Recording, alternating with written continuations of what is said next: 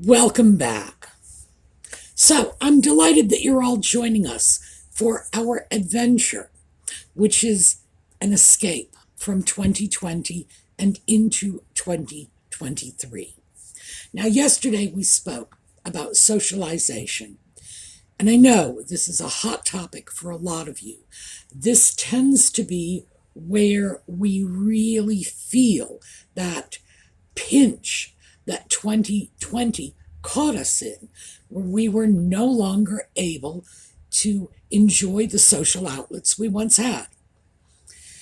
So we did a little talking about that, and today we're going to move in to some fun stuff, which is a discussion of travel. Now, I want to make it very clear, I cannot cover all of this in a half-hour video. But what I am going to be able to do is lay some groundwork that we can pick up later. Now, for all you Audie fans, he is in the kitchen, sleeping in a sunny window. So that's his favorite thing to do. So I think he's going to be there. He may show up, he may not. I don't know how anybody can compete with the bright rays of the sunshine on a snoozing cat. So I would have to say my money's on him abandoning us in favor of that window. When we come back, we will start talking about travel.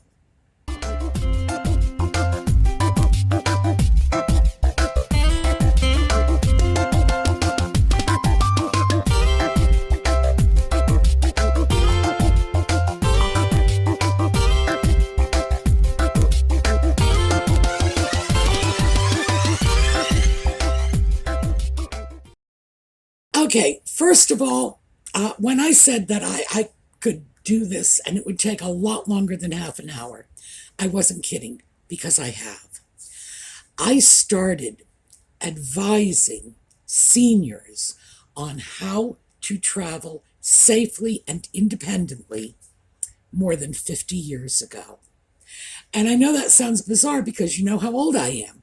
Yes, I was 15 when I started doing classes for seniors in how to travel safely and independently at churches. I did them at senior centers, just anywhere they could gather up a group of older adults.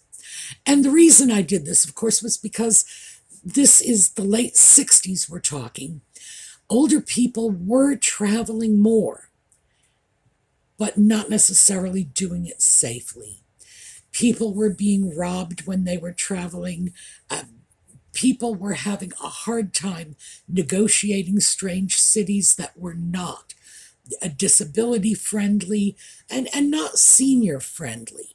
This was just the very beginnings of society waking up to the fact that, seniors have as many tourist dollars as anybody else, sometimes more, and maybe they ought to consider courting that money a little.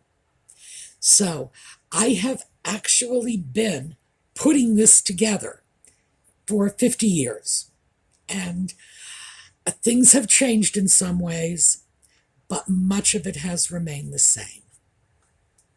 So let me start with the one thing I have always started this with, and that is safety first. No matter what, if you are traveling, whether you're traveling alone, as part of a group, as a young person, as an older person, as a person with disabilities, whatever, number one consideration always must be safety. And safety takes a lot of forms. We can be talking about physical safety. We can be talking about safety from criminals, from people trying to steal your stuff. Safety from getting lost in a strange city where you don't speak the language. It takes all forms. But one of the things I want to make sure you do, because this was one of the things I absolutely did from the beginning of teaching these little classes, is I want to make sure everybody walks away with a piece of immediately useful advice. So let me start with this. This is an RFID proof credit card sleeve. You just slip your credit card in. It's a little pocket. Credit card goes in here. Oh, not just your credit card, by the way. I keep my passport in one of these. And with this technology, this is a metallic sleeve, the machinery that reads the radio frequency IDs, and that's how they can gain information from your credit cards. It will be foiled. Oh, that's a pun, isn't it? Because this is aluminum. All right, so I love that. That's a sort of little natural pun. So why am I talking about this? When people travel, they very often go to tourist meccas. So do purse snatchers, pickpockets, and the high-tech criminals who have RFID readers. Now, the RFID readers these days are not that much bigger than a cell phone. Someone can have one of those in their pocket, walk past you on the street, and read electronically the information from your credit cards, your IDs, anything that is electronically encoded. Just walking past you. They don't need to touch you. They don't need to open your handbag or reach into your pocket. They just scan you and keep right on walking. And before you even know what has happened, you can find that your bank account's been cleaned out and your credit cards have all been maxed, because these are professional criminals. I don't know, professional criminals as opposed to what, like amateur criminals? I don't know why they would say that. High-end criminals.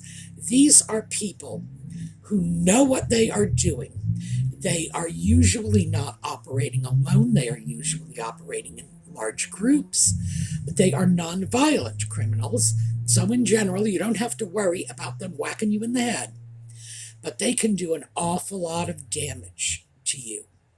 Now, when you consider how awful it would be to have your ATM card accessed and your bank account raided, to have your credit cards maxed out, to have your ID from a passport or other electronically scannable ID card, have that stolen while you are at home in your own city, when you can open your mail and get the numbers of all of your credit cards, find someone to talk to, go to your bank where they know you, go to your local police station because you know where it is. Imagine how much worse it would be to have something like this happen on vacation. And the fact is, it's more likely for most of us that something like this would happen when we're on vacation. Because I know here where I am, in little itty-bitty Mount Holly Springs, Pennsylvania, there are no criminal masterminds with these state-of-the-art RFID readers. That's too sophisticated for this little two-stoplight town. However, if I were in New York, if I were in London, if I were in Los Angeles, yeah. And what can you say? You go to the big city, that's where all the attractions are. That's also where the most sophisticated crime is. So, this is my little, I want you to walk away with a piece of information, with a bit of security you can implement, like right away.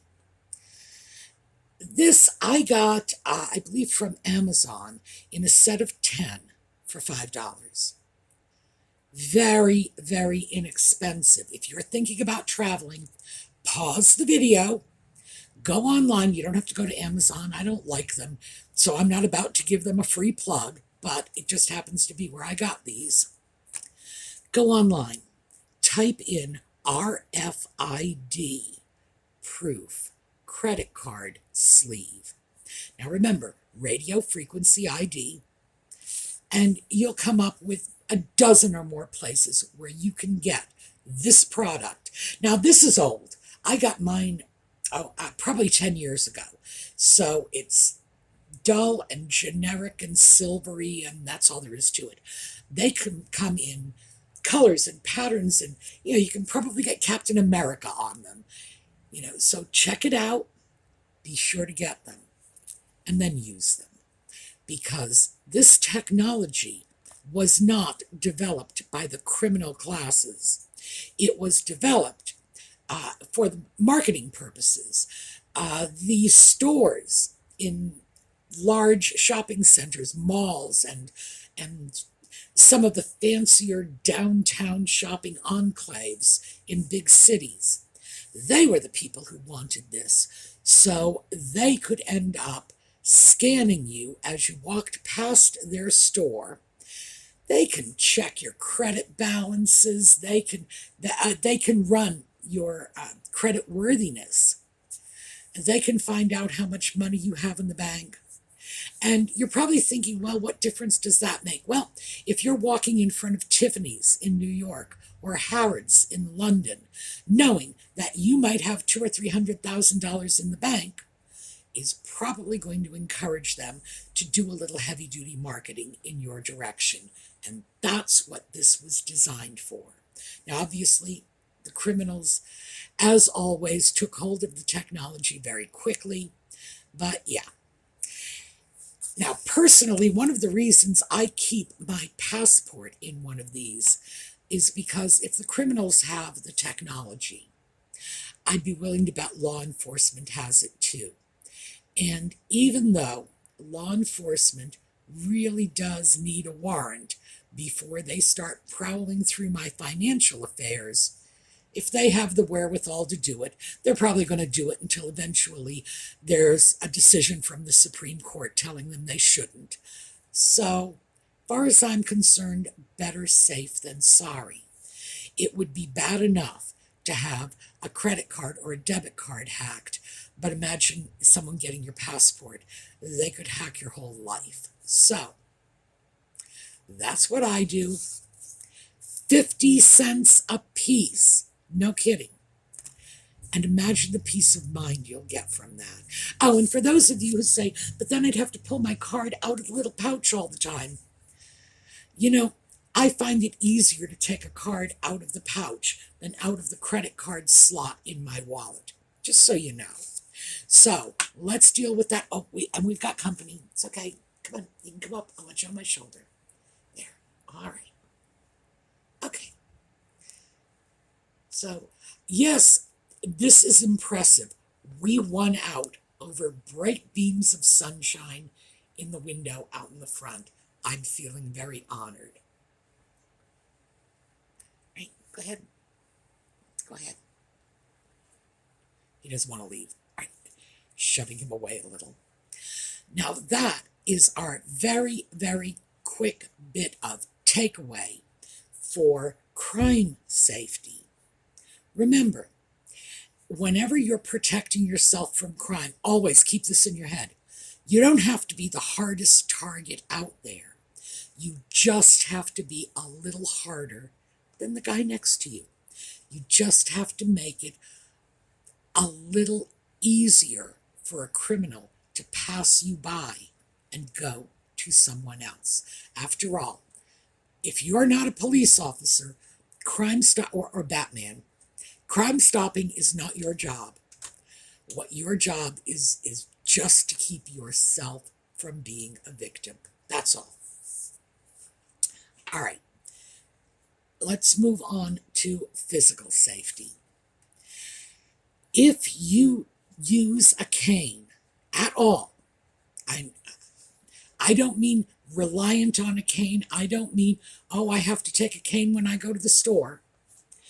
If you use a cane at all, even just occasionally, and you travel, take the cane with you.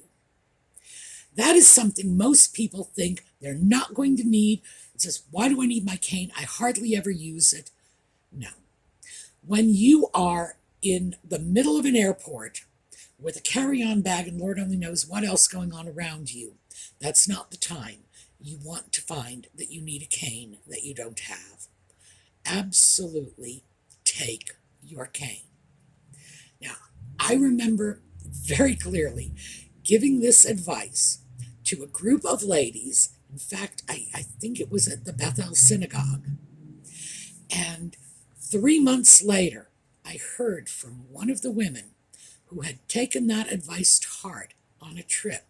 She had gone to, I think it was St. John, U.S. Virgin Islands. They took a tour into the mountains there, and the bus broke down. And they had their choice. They could sit and wait with the bus, or they could walk back to a place where they could make phone calls with their tour guide. And because she had her cane, she was able to walk with the tour guide. Ordinarily, she would not have needed her cane for very much of anything, but she did need it for that long walk, and it enabled her to do it. So, yeah, it pays off. Never forget that woman. That could be you. So, here's another little quick tip. This is not my cane.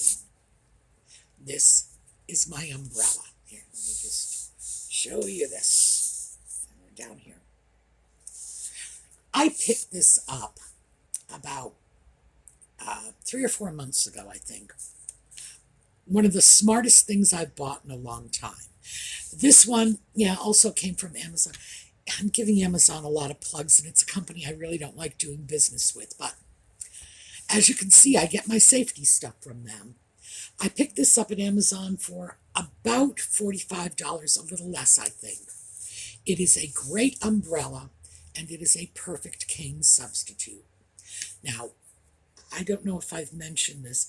I am looking for knee replacement on my left knee. That'll be coming up sometime this year. In the meantime, my knee's in free fall, so I am using a cane. And it occurred to me that I would really like the cane to be able to do something else if the need arises. And the umbrella cane is perfect. It is an umbrella if I need it. It is a cane if I need it. And that is my new favorite travel buddy. Because you never know when you're going to need a cane, and you never know when you're going to need an umbrella. And it's always really nice to have them both together. So that is another little piece of quick, easy advice, not very expensive at all, something you can do in preparation for travel. All right, now let's get down to brass tacks. One of the biggest mistakes people make when they travel is they overpack. That's number one. Number two, they don't do their homework. Unless you're going to a city you've already been to on at least 1 or 2 occasions, you're going to want to grab some maps. It's easy these days. In the old days, you had to actually grab physical maps. Now you can do it all online. Make sure you know where you're staying.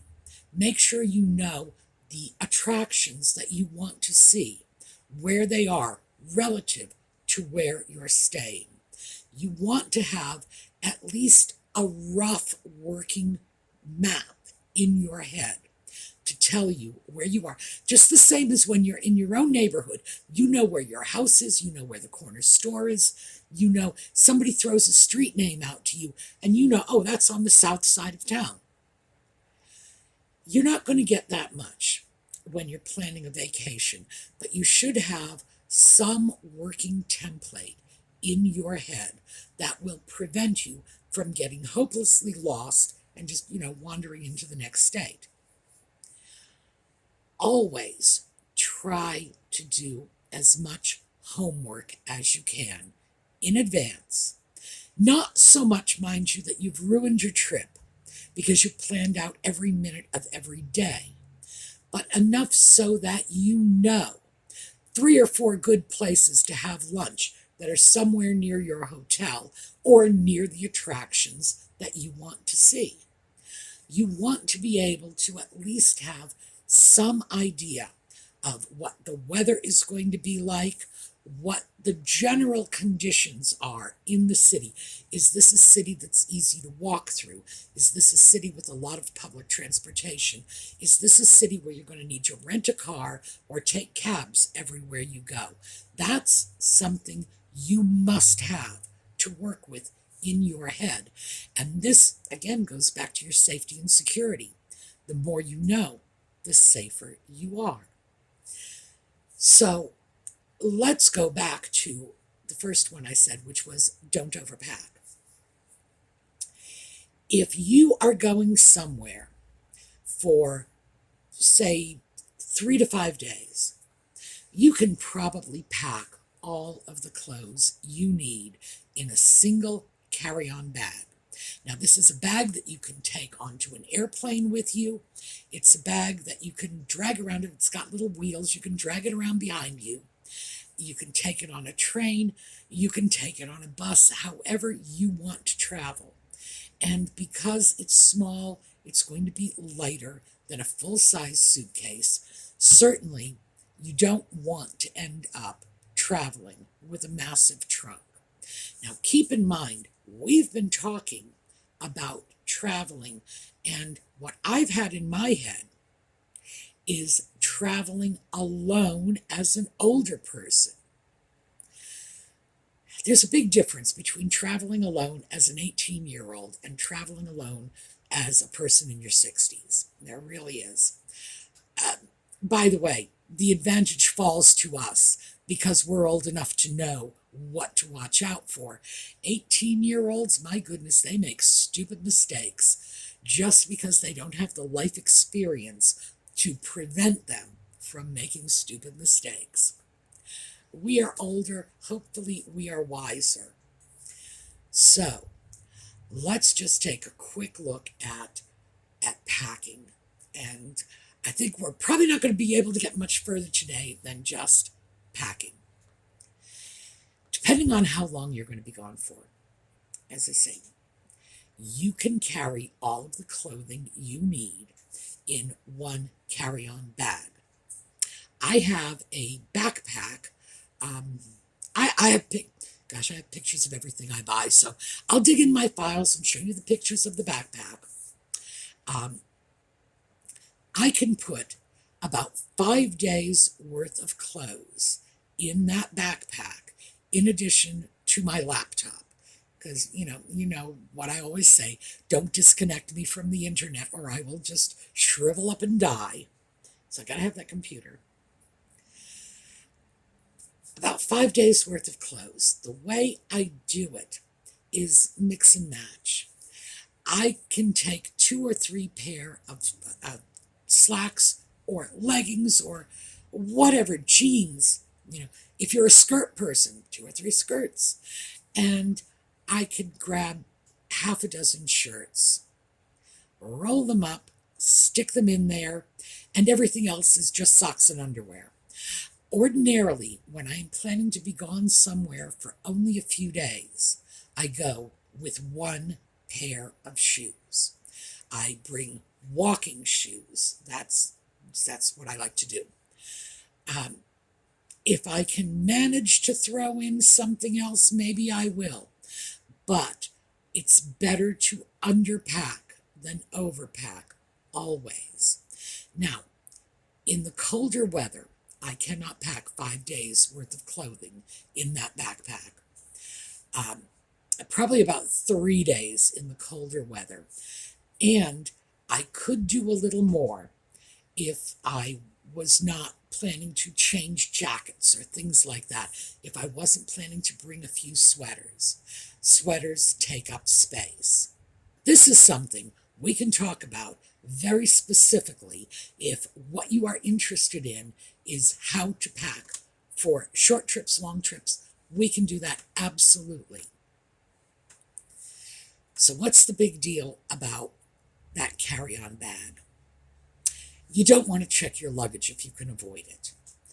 If you can keep your luggage with you when you travel, you don't have to worry about lost luggage. You don't have to worry about going down to the baggage claim area to get your bags and fuss with a crowd.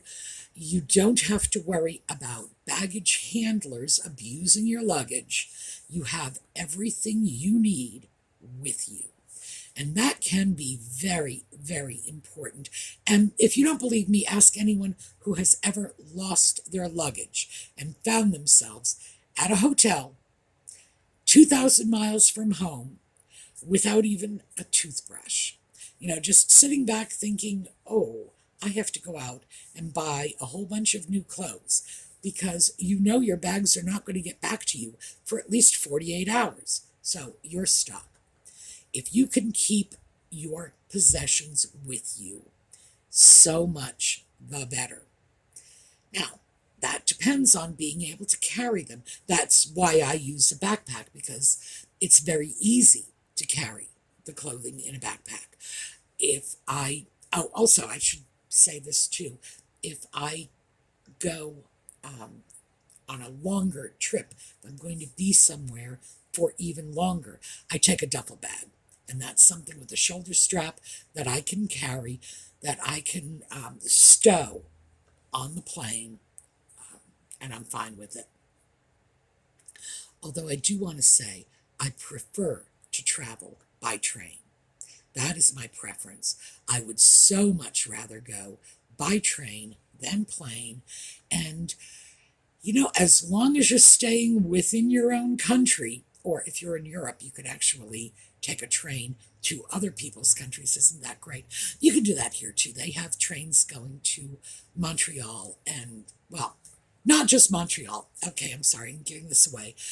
I think my next trip is going to be Montreal. This goes back to the Christmas pictures that I showed of Christmas all over the world. And I found some gorgeous shots of old Montreal. And I decided I really, really, really want to see that. So I think my next major trip is going to be to Montreal. And yes, I can get there by train, which is really good because I like train travel. Air travels, my father was a pilot. I grew up on airplanes. Air travel is nothing special to me. So I'm like a kid in a candy store when you put me on a train, though. It's like, oh, look, all the landscape flying by the windows. And I love it. And I love that I get more out of my trip than just my destination. I get to experience at least some of the area I'm going through to get there. And that can be terrific, especially if you're going to Canada in the fall. You're going right through New England when the leaves are turning. So that's my plan.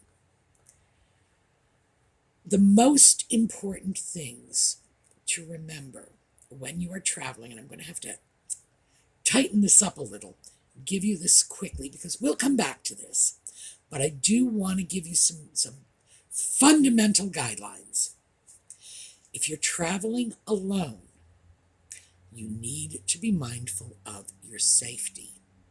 You are going to want to take a crossbody handbag instead of a regular purse with handles. The reason for that is it's much harder to steal a crossbody handbag. Second to a crossbody handbag is a handbag with good shoulder straps. Oh, here. I've forgotten that I got this. This is a crossbody bag strap. I think I got this on eBay for $3. I've never even opened it. I just thought it would be nice to have hanging around because I can add this to any handbag and just turn it into a crossbody bag if I ever need to. They are more secure, like seriously more secure, not just a little more secure, a lot more secure. And remember, you don't have to be the hardest target. You just have to be a little harder than the next guy because the criminal will move on to somebody else if you don't look like you are an easy victim. Safety is number one. Remember, take all the medications you are going to need. If you can, store them in your pockets. If you're taking a jacket or, a sports coat, anything like that, if you can actually keep your medications on your person, that's ideal because Anything else can be lost or stolen, but losing your medications can, for some of us, that means we have to turn around and go home. We're not going to be able to stay somewhere for 3 or 4 days without our meds. Just remember that. And of course, you can take all your meds, throw them in a plastic bag, and stick them in your pockets easily enough. We all know our medications, so it's not like we're going to get confused and say, oh, which one is this? We know what they look like. Throw them in a baggie, take them with you, keep them with you. If you wear glasses, keep a second pair with you. Losing or breaking your glasses when you're on vacation can be one of those things that sends you packing home 2 days early. Always travel in comfortable clothes, whatever that means for you. So, shoes you can walk in easily. I would suggest slacks for anybody who's comfortable wearing slacks because they're easier to move around with. You don't have to worry about, a breeze blowing your slacks up and everybody seeing your undies. That's what happens with skirts, though. And be sure to have a sweater available to you. Airports can be freezing cold. Trains are cold even in the summer. So be sure you have something you can cover up with, even in the summertime, just so you can be comfortable. All right, that's our starting point on travel. In future videos, I hope to get into the do's and don'ts of working with travel agencies, whether or not you should sign up for a group tour, how to find a group tour to sign up with. You can have the most incredible time traveling and never lose sight of the fact that this is a great socializing opportunity. When you are traveling somewhere, you are of necessity coming in contact with new people. If you're going as part of a group, well, you've got an entire pool of new best friends right at your fingertips. So I think this is something worth considering for us. And remember, get your little RFID proof sleeves and use them, because it's a habit you should get into long before you start going on vacation. And better safe than sorry. 50 cents for your peace of mind. All right, that's what we're taking a look at today. We're going to be coming back at 8 o'clock this evening for Just Chatting, and I will see you all next time. Meanwhile, have a terrific day.